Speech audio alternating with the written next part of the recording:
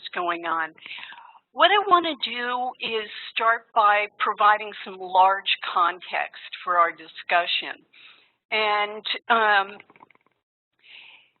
the context that Mary and I are operating in is an evaluation program of an activity that's designed to improve working conditions in the apparel industry. And the reason for this is a project that's jointly sponsored by the International Labor Organization and by the International Finance Corporation. The apparel industry has historically been a gateway to industrialization. If you think about the U.S., we followed that trajectory as well. The first major industries in this country were located in the Northeast, and they were related to textiles and apparel manufacture. And eventually, those activities made their way down into the South, where labor was cheaper, and then finally went to much lower wage countries in Asia.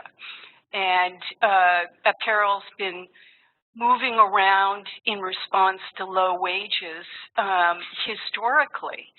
But it also, from a developing country standpoint, is really important as a source of export revenue.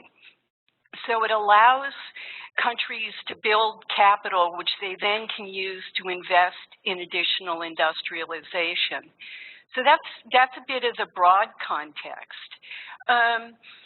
It's also important that historically it has been an industry that attracts women primarily, and there's some exceptions.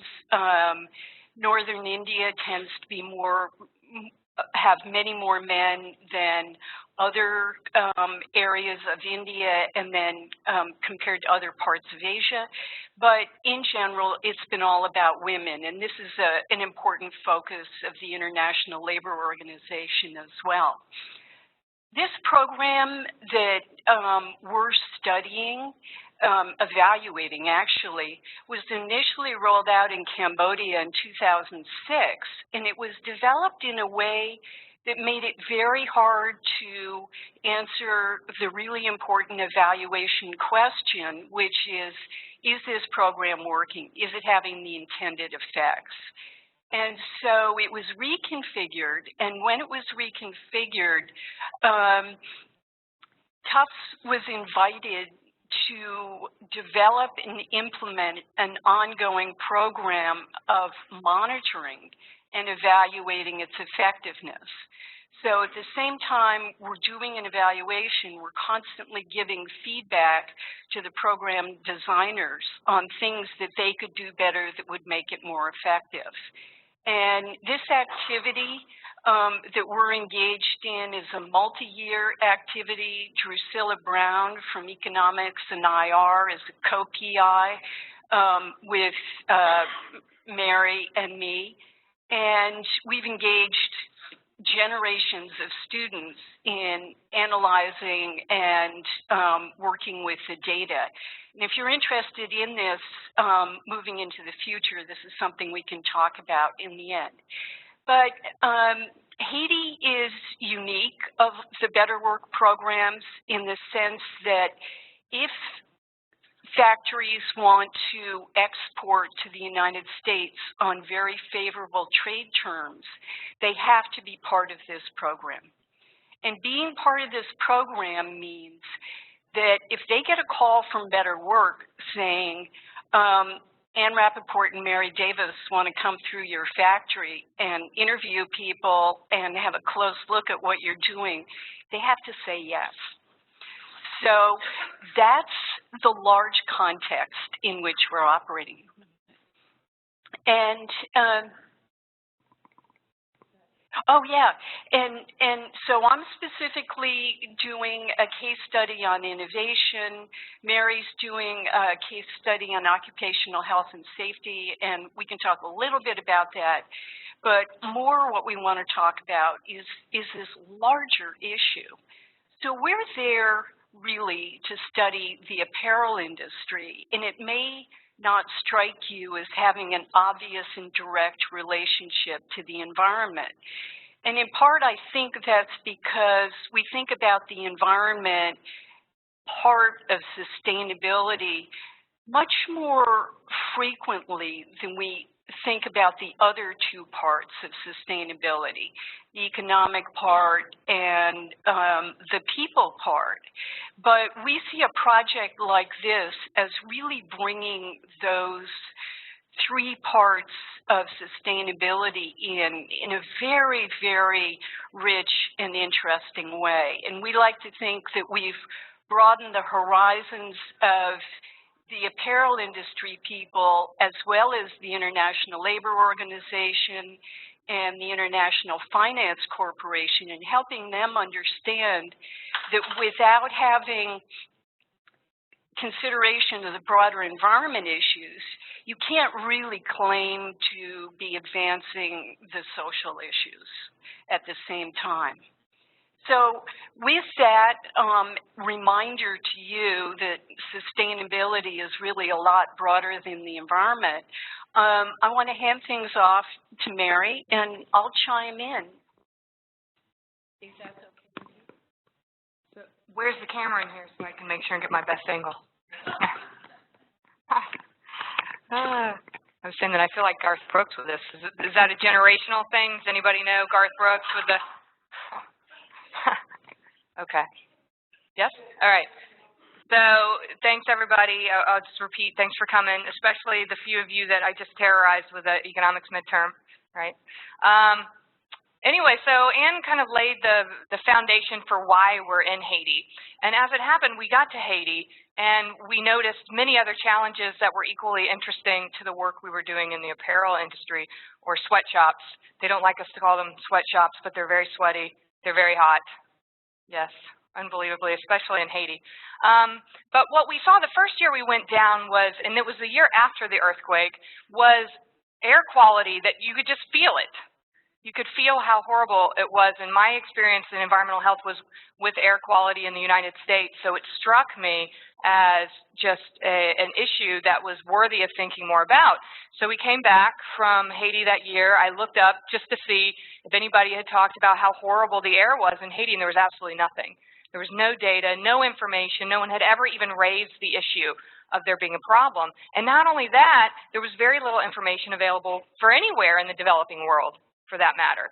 So it was essentially thought of as an industrial world problem. So we wanted to look more at that. And out of that, because of the earthquake happened in 2010, we went in 2011, we started developing a hypothesis that we can't test because we don't have data prior to the earthquake. But the idea was that there are certain factors, certain elements in the developing world that make air pollution a potential nightmare, disastrous situation compared to developing countries. And in a natural disaster, or maybe you could think of an example of a war-torn country where the idea was that these issues might be exacerbated. So it's very important, the hypothesis, at least behind this work, was that maybe this should be accounted for after disasters and whatnot, and it should be thought about, air quality should be thought about as something that's important. So just to kind of give you an idea, that was our existing hypothesis. Again, not something we'll be able to test because we needed data before the earthquake to really test it, but we're going to look post-earthquake and try to tell and construct a story there that this conflict and disaster might exacerbate existing air quality, and that's especially true in very poorly developed countries. So if we look here, this disrupted energy supply network. First of all, the energy supply network in Haiti is a nightmare. It's a disaster. So imagine going from disaster to even more disaster. That's what we're talking about. It's two gradations of seriously interrupted electricity supply, and where you can't get access, when the population can't get access to energy, they find other ways. They don't just go without. In fact, there's a lot of biomass burning that goes on, and we'll talk a little bit more about that later. But diesel generators, people with money use diesel generators, and that causes air pollution and also the biomass burning. So we can imagine after some kind of disaster, it's even more important. Also, infrastructure and road destruction. I'll show some pictures in a minute. That's certainly an issue in Haiti. The roads were not in great shape prior to the earthquake, but in the pictures you'll see it creates an additional problematic situation. A lot of stalled traffic. The cars in Haiti are old diesel model vehicles, so a lot of problems there. Disruption of basic municipal services when you can't get the municipal services and trash removal in Haiti is not where someone might like it to be. There's already a lot of trash burning, but in a situation that's even worse and these systems are disrupted, you're going to have even more of that. All of these would lead to higher levels of air pollution. Okay. And also the other thing that was really interesting that we saw too is that post-earthquake, people moved to very densely populated settlements right at the road. So where the population might have been a bit dispersed before and the air pollution exposure wouldn't actually match exactly to the population, we're now looking at a case where everybody's packed roadside. They're essentially at the tailpipe or at the trash burning sites. Okay, so all these things we think could possibly change post-disaster, and Haiti wouldn't be the only country where this would occur. So just to show a few pictures, it's might be a little bit hard to see with the light, although I appreciate the light outside. I'm not complaining. It's beautiful the last few days. Infrastructure challenges. So this is post-earthquake. It's really hard to see. This is this is a sidewalk, essentially. There's a person right here walking down this ravine.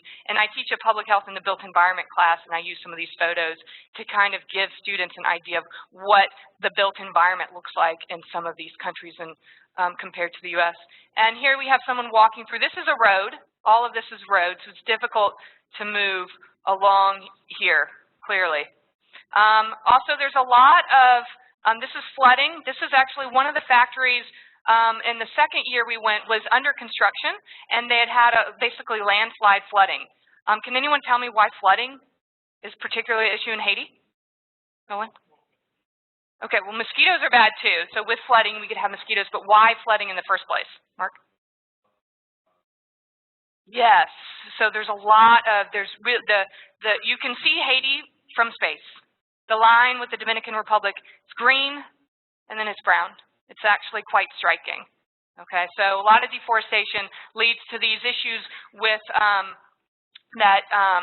with flooding. Also, you can see here, this is I think this is a UN vehicle. It's hard to see exactly, but the exhaust pipes go up. Because of the flooding is such an issue, driving on the street makes vehicles go slower. They actually exhaust it up so it doesn't get stalled in traffic, if that makes sense. So this is a result of the infrastructure, the poor infrastructure in Haiti, that the UN cars are designed a little bit differently than they are in places of the world where driving isn't as much of an issue. So here we see this is a group of school kids trying to go walk to school and just generally flooded areas. Here's some flooding here. Most of these pictures we took them from the vehicle. These are all anonymized pictures. During at least the first 2 years we were there, we were not allowed to get out of the vehicle. There was a policy that was in place that we couldn't actually walk around, so all of our photos are from the car. So again, infrastructure challenges. This is post-earthquake. It looks a little bit better, but this was a year after the earthquake. We weren't there soon after the earthquake. We were there at least a year, yeah, maybe 13, 14 months later, and this is what you're seeing. This kind of destruction, which just pushes a lot of the commerce. One of the the points I'm trying to get across is it pushes the commerce right to the street. Okay, since the buildings were down, you're really having a lot of commerce immediately at the street level. And another important point too is that we have here, this is how people get around, walking through the traffic. So in most studies in the US or in Europe of air pollution and biking exposure and walking exposure and these kind of things, we're assuming a bit of a distance between where the people are walking and car emissions. And in Haiti, you could put an air pollution monitor on the tailpipe and would likely get a good indicator of what someone would be breathing because they're right there walking in and around the cars in traffic. This is a roundabout. It's a nightmarish roundabout, but it's a roundabout. So even people are selling things walking around. Traffic is so stalled. This guy is selling pills. Yeah, he's got a whole load of pills. He's the walking pharmacist around. So there's actual commerce that's going on in the traffic. It's so slow.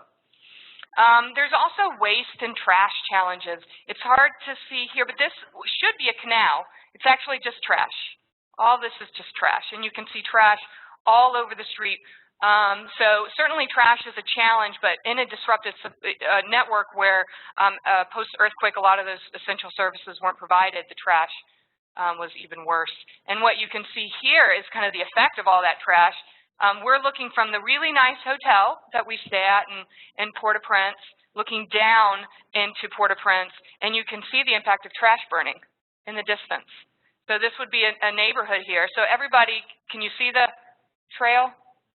So that, that's kind of the impact of all that trash. It's burned.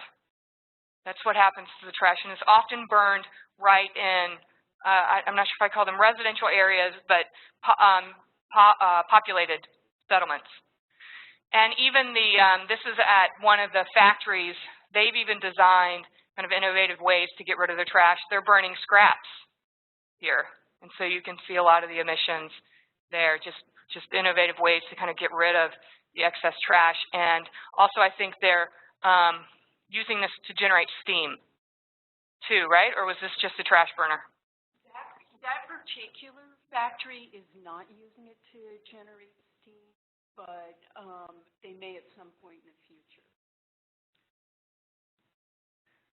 So where people are living, this is just a boy kind of right at the roadside waiting. It looks like he's waiting to go to school, but you can also see some of the temporary camps. Most of them, they've said all of them were taken down. The last time we went, they said they were all down. We did still see some, but the official word was they were all down. But you can see this is the road right here. The picture's being taken from the car, and you can see where the camps are located. You can see them here, too. This is the road network, and the camps are right here. The latrines right at roadside. These are the services that were developed post-earthquake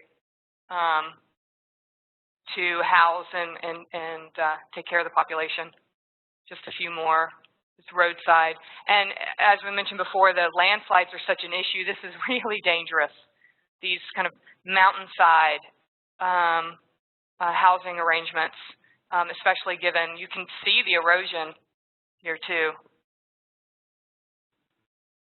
I just really like these pictures, but you can't see the guy right here. But the idea behind this is that this commerce, people are working and living right at roadside. All of this stuff is going on, not indoors, but outside. So before we talk about the air, just to mention the Haitian economy, much of this, most of you probably have kind of already heard of and know that Haiti is the poorest country in the Western Hemisphere.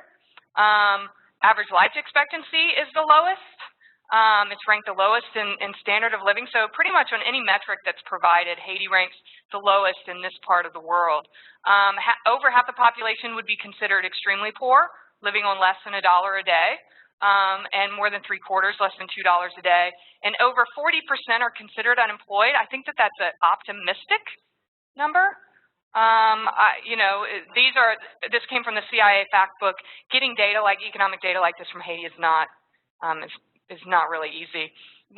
We were there during a 2012 minimum wage controversy. They raised the minimum wage from $3.50 to $4.60 per day, but that's for the formally employed sector. Most people in Haiti, I would say most, I'm kind of guessing here, do not work in the formal sector. They work in the informal sector and are not guided by this minimum wage law. But it still created a lot of controversy, especially at the apparel factories that were reliant on really cheap labor. That's how that was their business model, cheap labor. Regarding apparel, it's the largest exporter, but interestingly enough, you can see here it's responsible for 5% of GDP, but almost all the exports. So that's an indicator that there's not much industrial activity going on in Haiti. If you have an apparel, someone doing almost all the exporting for the country, yet still only a small portion of the GDP. Okay, so there's really not industrialization going on in this country. We've already mentioned a few points of the environment. At least when I was looking at it, we couldn't really identify or determine anything similar to an environmental protection agency for Haiti. We did have one student who seemed to be able to locate somebody who might have a title with the word environment in it.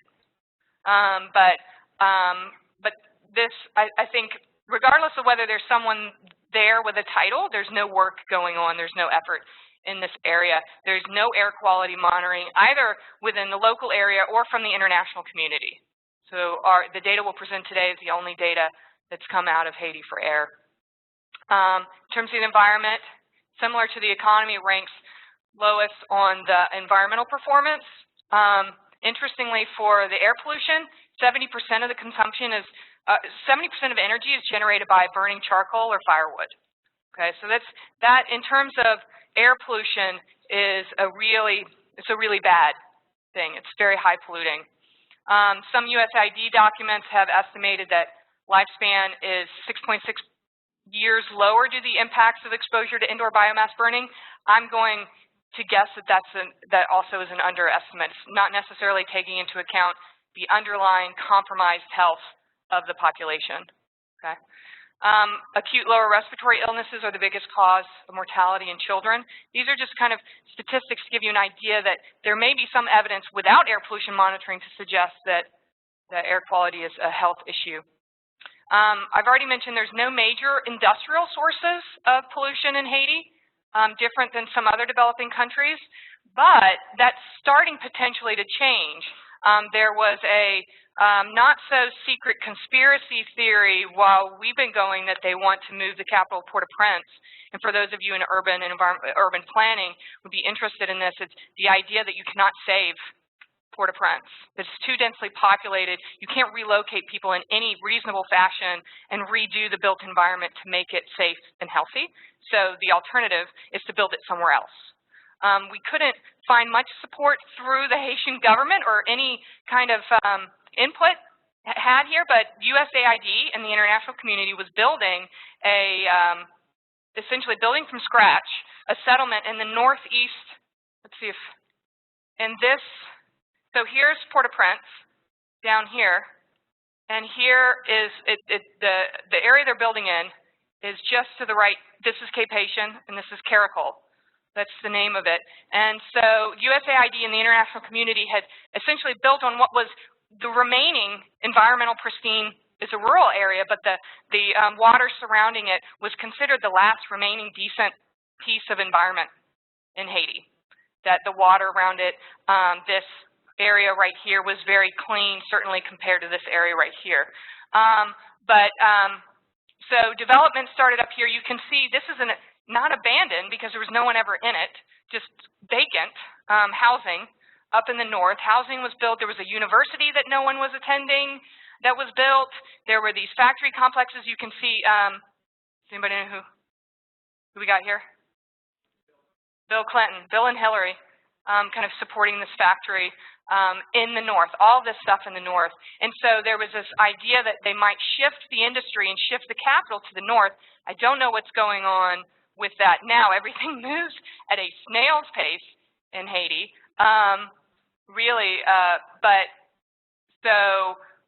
One interesting thing was that I tried to kind of look and see what documents were there about talking about the environment for this northern region. There was no environmental impact. The USAID did no environmental impact assessment for this area, which I thought was amazing, to go to essentially talk about moving an entire population to another area of the country without understanding how it impacts the environment. They actually did an assessment after they built on this area. And another thing that's important to note is that they had an opportunity to build a brand new electricity system too, because this is a rural area of the country. It wasn't previously served. And USAID, they were very proud of it. I went and spoke with some of them in DC. They built it, and it runs on heavy fuel. So an opportunity in a country that gets a lot of sunshine or potentially other alternative sources of energy, they built a brand new power plant that runs on the dirtiest fuel possible.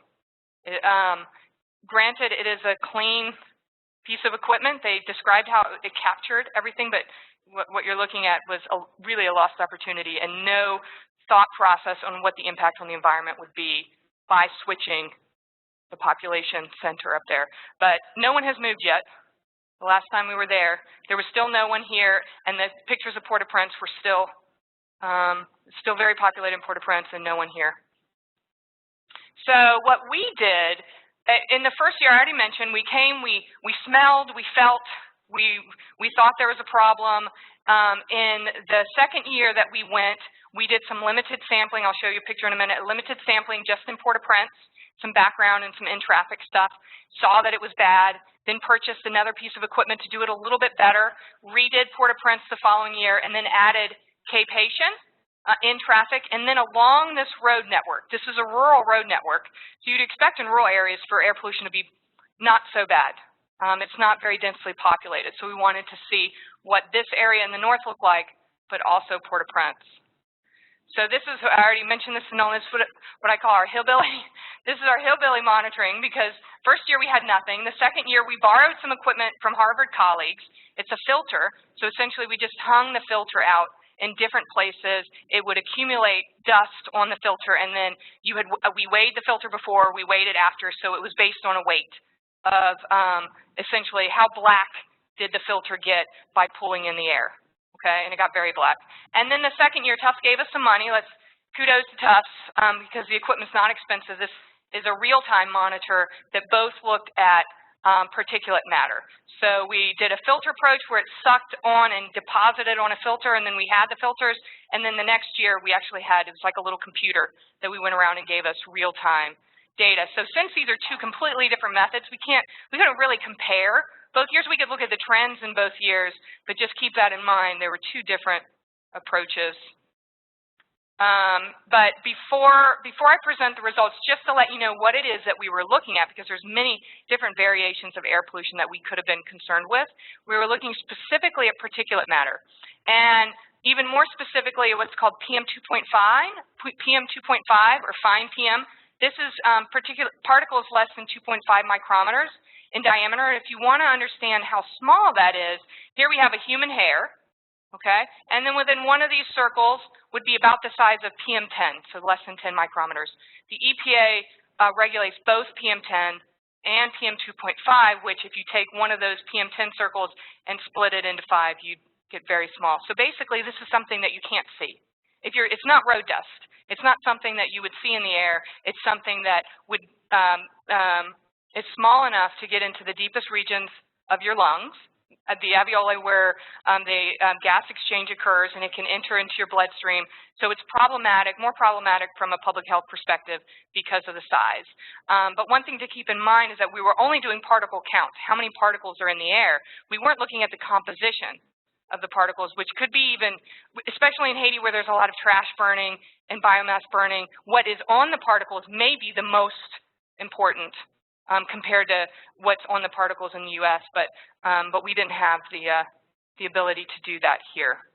And just real quickly, I didn't put any citations because the literature is so large in this. Just rest assured that this has been linked in the scientific literature to many acute and chronic health outcomes, air pollution in general. In fact, just last year, lung cancer was elevated to a known human carcinogen, which is the highest level of certainty that you could have linking something to the environment and human health.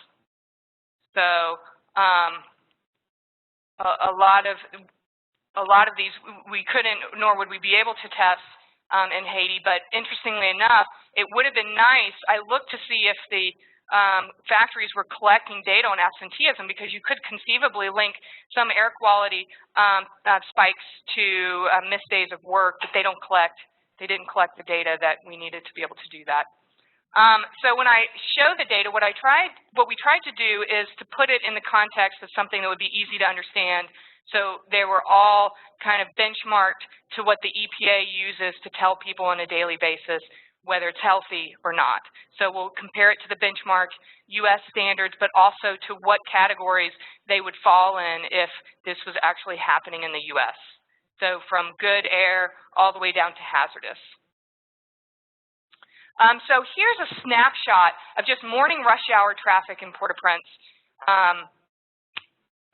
So we're driving in the car. So imagine we have the monitor is at the car. So all this is happening inside, right in traffic. And so these levels going up and down, that is the air quality monitor registering. The EPA 24-hour standard is down here. Okay, so pretty much at the base. Unhealthy, anything above would be the unhealthy. This is the green is the unhealthy line compared to U.S. standards. This line, the purple, is very unhealthy, and the blue line is hazardous. So hazardous is where you're actually telling everyone to stay inside. Okay? Very unhealthy, you're telling most populations to avoid outdoor physical activity. Unhealthy, you'd be certainly asking people with sensitive subpopulations to stay inside. All of these, from unhealthy to hazardous, would be considered cause for concern in the U.S. But one thing to keep in mind is these are minute-by-minute changes, and we're looking at average daily levels.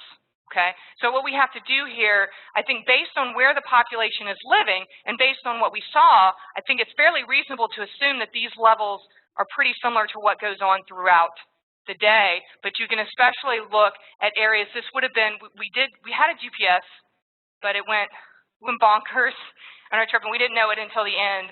So ideally, we would have known what corner this was, and we could have looked to see. But assuming this is some kind of major intersection, we can kind of deduce that levels in this area were especially problematic. Okay, but if you look at all of it, would be considered unhealthy. So if we look at it by location and region, here's Port-au-Prince. This was the geometric mean. It's an estimate of the median. Essentially, it's used it's quite common in environmental data to not look at the average, but to instead look at the median, because the data are, you could see it with the spikes here, the data are very skewed. So imagine this as kind of a median estimate. In Port-au-Prince in 2013, it would have been considered, and this is background, we put the monitors outside of the city, kind of up near the hotel. You could see, looking down, it was quite far from kind of the belly of stuff. So background levels in Haiti would have been considered moderate when we looked at it. In traffic, however, we're looking at levels that just based on the median would be considered unhealthy in the U.S. This was in 2012. Okay, so 2 years after the earthquake, 2012, 3 years after the earthquake here. But again, we use different monitoring techniques. We can't directly compare. But this number, Port-au-Prince traffic in 2012 would have been considered hazardous. Okay, so the highest level of EPA where they're telling everyone to stay inside. And Cape Haitian, also hazardous levels. So beyond anything we would see or expect in the U.S. And interestingly, too, this north-northeast road network, as I already mentioned, is rural. There's not a densely populated area, so the fact that this level was so high that it was unhealthy for sensitive subgroups, and the majority of the population in Haiti would fall into a sensitive subgroup given the environment that they're living in. So it's unhealthy for this group, even though it's rural. There's no major sources nor people large densely populated areas, but there was a lot of biomass burning going on, spotting the roadside. If we look specifically at the apparel factories, I had done work previously in U.S. trucking terminals, so there you have a source. There are trucks there. They're moving in and out, diesel trucks parking up next to the loading dock, moving around. So we have sources here within the U.S., and you can see what these PM 2.5 levels look like in a near proximity to a trucking terminal and on the loading dock. And by comparison, here we have Haiti in 2012 and 2013. There's no indoor source of air pollution inside. There's no visible indoor source of air pollution inside these factories, yet the air is substantially worse than areas in the U.S. where there are sources of air pollution. Does that make sense? So essentially what you're looking at here is just intrusion of really horrible air into these work environments. The air is bad outside. It's better inside than it was outside, but it's still quite bad. Okay, so there's basically no respite from the bad air in this area. So if we compare this to some other developing countries, unfortunately I made this red, so it looks like you can't see it. This is Nanjing, China, and this is New Delhi. And they're in red because of all of the PM 2.5 data that we were able to find in the developing world. I mean, this is it. Only these showed levels higher than Haiti. So only in one study of China and one study of New Delhi did we see levels higher. And if we look just specifically at the numbers in Cape Haitian, it's only China is higher. So these levels are comparative to some of the dirtiest places in the world. But again, both New Delhi and we'll look at that a little bit closer here, New Delhi and China, this is specifically Beijing in this picture, I'll describe it in a minute, but they have industries that are contributing, industries and roads that are functioning that are contributing, and traffic that's contributing to these air pollution sources, whereas in Haiti, we don't have. There is not, the industrial sources just aren't there. So this was an article from the New York Times published in February, and what you see here, the blue line is Beijing. This is 100, 200, 300, 400, 500, and this is from the monitoring network that's in place, okay? So what you can see is there's a monitoring network in these countries, and they're receiving a lot of attention now. In fact, the U.S. embassies are starting to provide protective equipment to their diplomats and staff and making recommendations that people move outside of the city. There's a lot going on, and the U.S. embassies are helping in the monitoring process, too.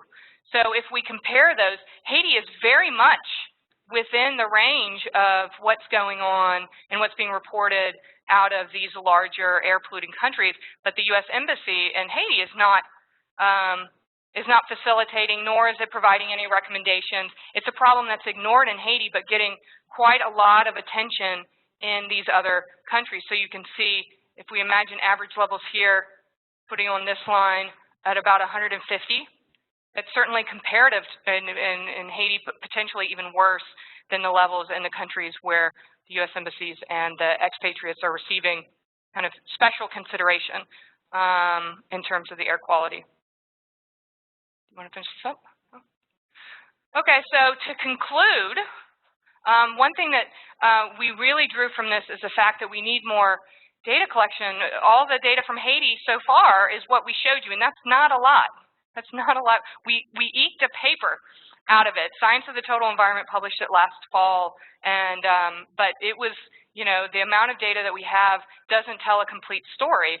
Anne, do you have anything to add here about? Yeah, I do want to add that I regard this as part of a larger challenge, and it's been framed as a problem or an issue rather, of no data, no problem.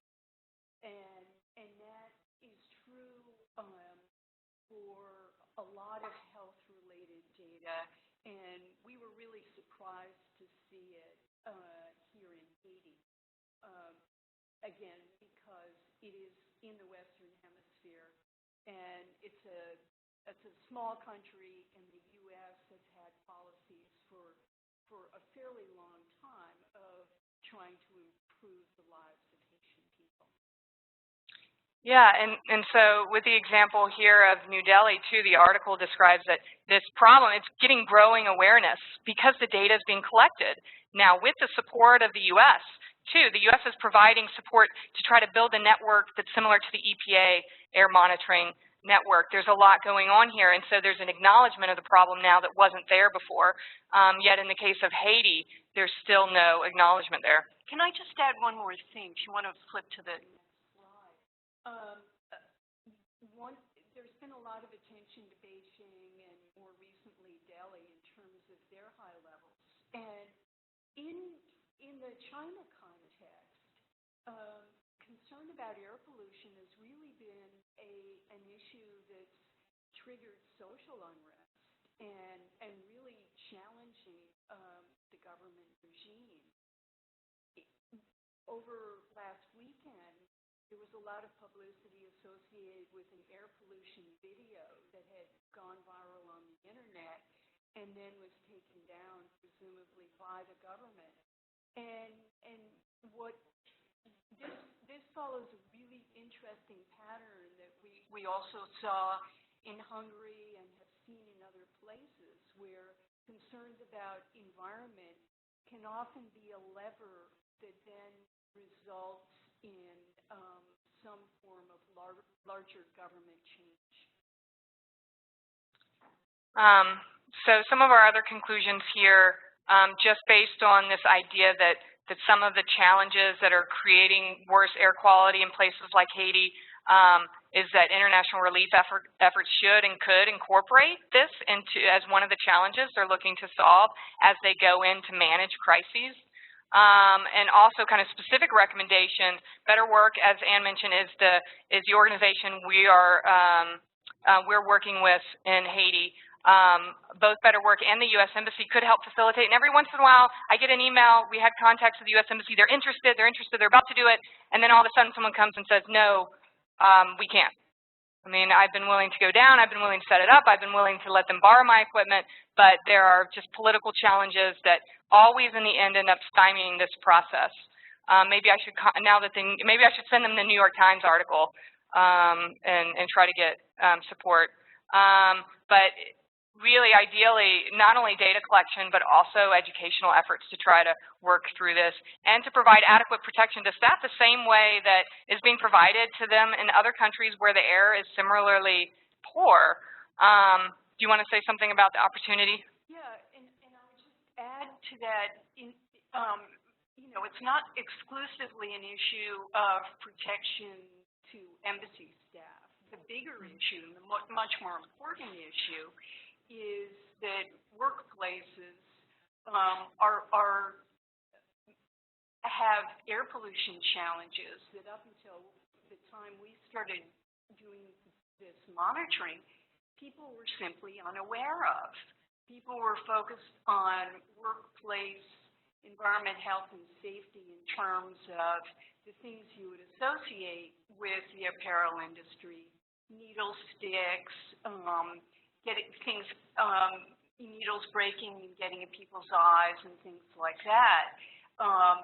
Overheating in Haiti is a huge issue, but air pollution is a possibly synergistic factor in terms of impacting the health exposure of the workplace, and so folks in the workplace. So it becomes very, very important to this whole idea of how do you improve workers' lives. And yeah, in terms of work for students, we have data, the larger project, we have data on many, many factories in Vietnam, Indonesia, Jordan. Data are starting to be collected for Nicaragua, some data for Haiti, but those data are not so good.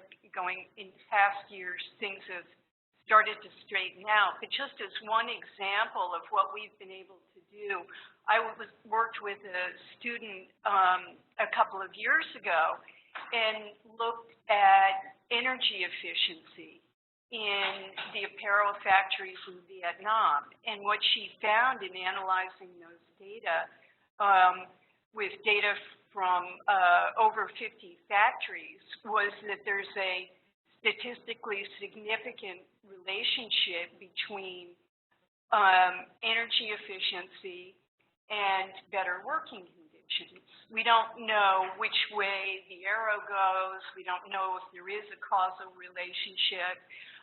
It may be that energy efficiency is just a proxy for good management. There are many possibilities, but one of the things we're suggesting on the strength of that student's work is to conduct some experiments in the Better Work factories to try to tease out some of those relationships. So there's lots of potential there. So lots of folks make our work possible, and students too numerous to mention. Yeah. But yeah, there's a whole infrastructure behind us when we do our work, and we hope you have questions and look forward to discussing this more.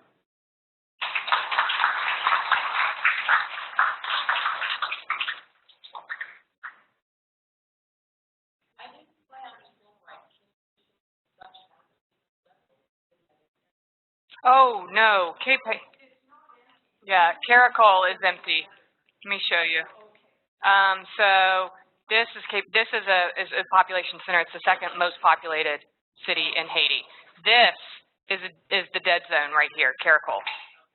And I should mention too, I mean, the idea of moving this capital, this is probably the distance between maybe Boston and Portland. maybe if I had to guess, but it's 7, 8-hour drive to get from here to here. The road network is so poor. Oh yeah, I want to add to that. So the first year we went, it would take us, we had to plan about an hour and a half to go from where we were staying to where most of the factories were located. And so when the first time I took a GPS, I thought there was something wrong with it because it turned out that this odyssey that we were on was almost 3 miles.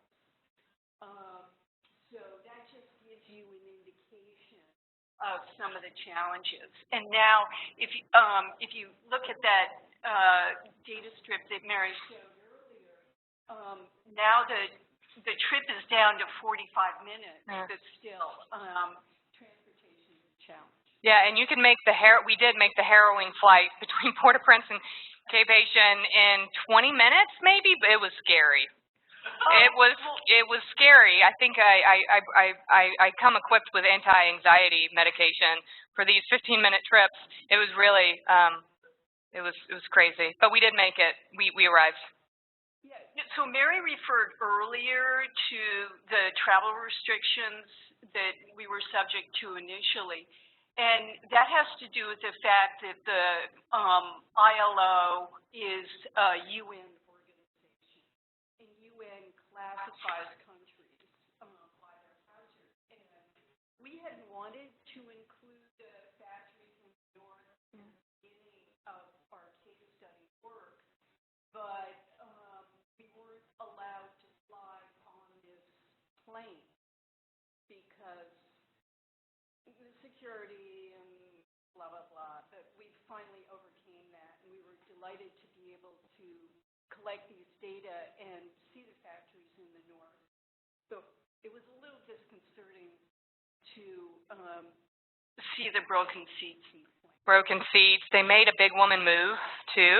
Someone who was that even happens comparative. in the US. Oh, okay. And they weighed us. They made us get on the. I mean, we're not very big women either, but they weighed us to make sure we were put in the right place on the plane, so we didn't tilt. We don't ask. Yeah. The satellite. Yeah.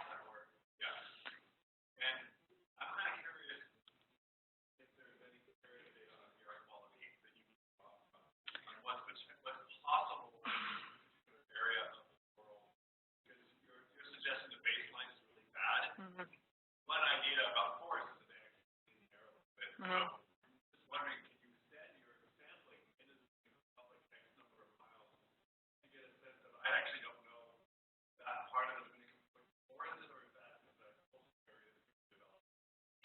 So that's a great idea. We very much want to do some work in the Dominican Republic. They have a very robust apparel industry. And in fact, there's a fair amount of commerce between Haiti and the DR, not just in terms of material moving, but also in terms of personnel. A fair number of the extremely well-qualified engineering managers that I interview in Haiti as part of my interview protocol are educated and trained in the DR. Yeah.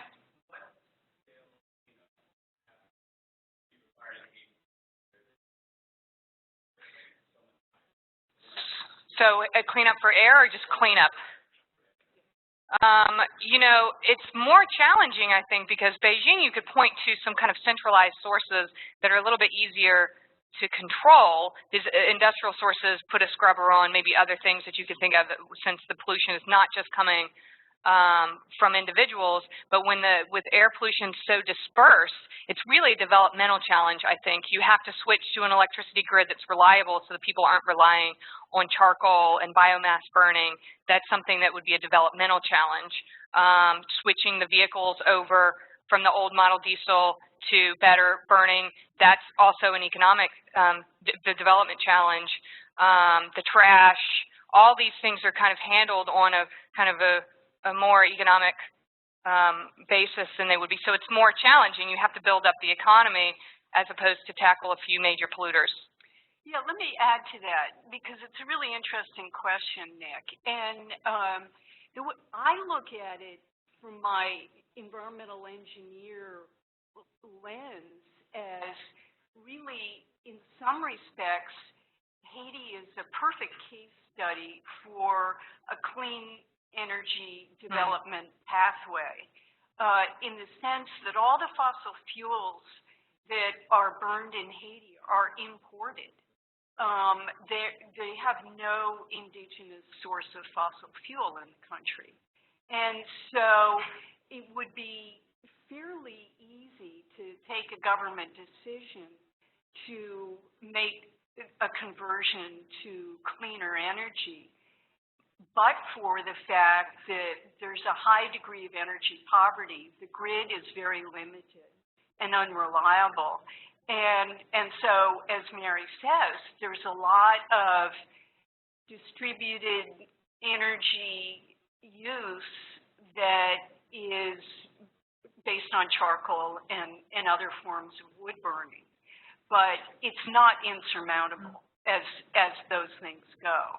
And I think it would be fabulous if somebody or some groups were able to help build the capacity in the Haitian government and in other sectors to start things along that trajectory, because it would have health as well as economic implications.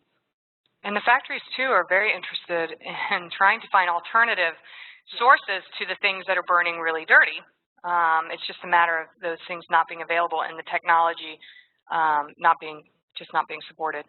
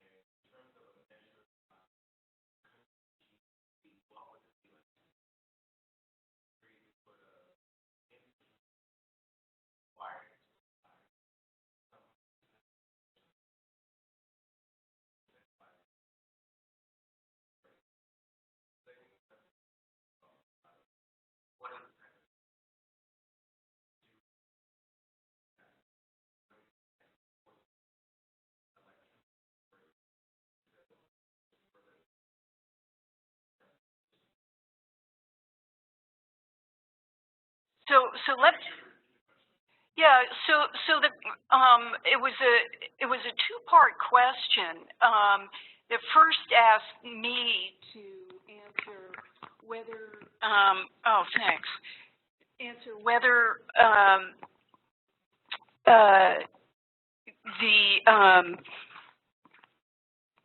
whether we can do comparable air pollution back in the U.S. at the time, colonies, yeah, exactly. And then moving forward, what would it take in terms of a trajectory towards a clean energy economy? And I want to answer that really quickly. No, we can't do exact comparisons between the U.S. I think the best we could do would be to look at data for, say,